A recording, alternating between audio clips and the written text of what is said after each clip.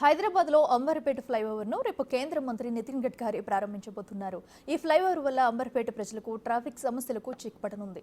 330 కోట్ల రూపాయలతో 1.5 కిలోమీటర్ మేర గోల్నాక నుంచి అంబర్పేట వరకు ఈ ఫ్లైఓవర్ నిర్మించారు. ఎంజీబీఎస్ నుంచి వరంగల్ హైవే ఉప్పల్ వైపు వెళ్లే వాహనదారులకు ఈ ఫ్లైఓవర్ వల్ల ట్రాఫిక్ సమస్య తగ్గుతుంది.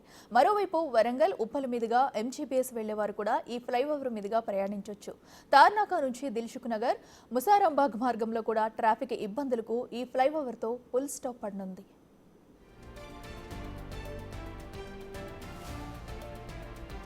ఇదిలా ఉంటే సర్వీస్ రోడ్ల విషయంలో మాత్రం అంబర్పేట ప్రజలు అసహనంగా ఉన్నారు. భూసేకరణ విషయంలో జాప్యం జరుగుతుండటంతో ఇంకా సర్వీస్ రోడ్ల పనులు పూర్తి కాలేదు.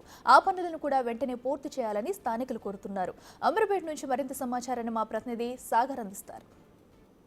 హైదరాబాద్ నగర ప్రజలకు ట్రాఫిక్ తిప్పలు తప్పేందుకు మరో ఫ్లైఓవర్ అందుబాటులోకి రాబోతోంది. అంబర్పేట్ ప్రజల ఎన్నో ఏండ్ల కళ అంబర్పేట్ చేనెంబర్ ఫ్లైఓవర్ త్వరలో రేపు ప్రారంభించబోతున్నారు.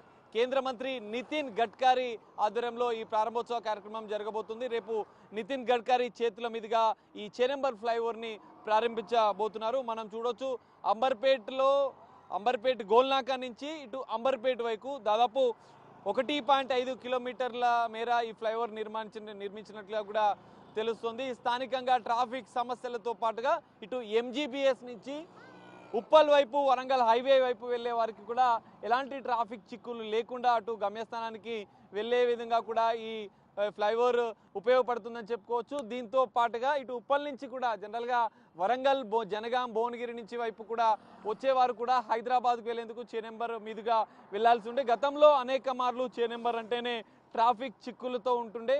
ఎందుకంటే ఈ సర్కిల్ అనేది ప్రధాన సర్కిల్ జాతీయ రహదారికి ఆనుకొని, ఎందుకంటే వరంగల్ నుంచి వచ్చే వాహనాలు ఆర్టీసీ బస్సులు కావచ్చు, కార్లు కావచ్చు, ద్విచక్ర వాహనాలన్నీ కూడా ఈ చేనెంబర్ చౌరస్తా మీదుగానే ఎంజీబీఎస్కు వెళ్లాల్సి ఉండే.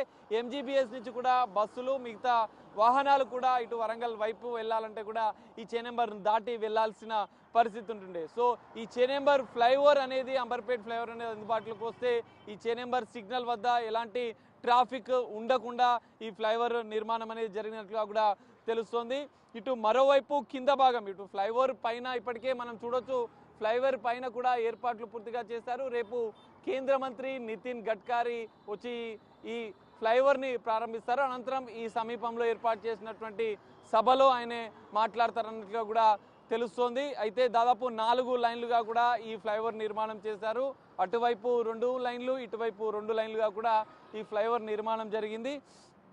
ఇదిలా ఉంటే ఇప్పటికే ఏర్పాట్లు జరుగుతున్నాయి. సో మనం దీన్ని ఒకసారి పరిశీలిస్తే ఫ్లైఓవర్ కింది భాగం చేనెంబర్ చౌరస్తా, చేనెంబర్ సిగ్నల్ ఇది.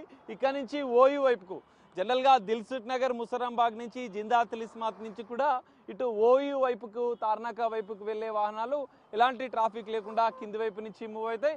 అదేవిధంగా తార్నాక, ఓయూ, ఈసీఎల్ నుంచి వచ్చే వాహనాలు కూడా దిల్సుఖ్ నగర్కి వెళ్ళాలంటే ఈ కింది నుంచి ఫ్లైఓవర్ కింది నుంచి చేనెంబర్ సిగ్నల్ మీదుగా జిందా తిలిస్మాత్, ఇటు ముసరాంబాగ్ బ్రిడ్జ్ నుంచి దిల్సుఖ్ నగర్ వైపు వెళ్తాయి.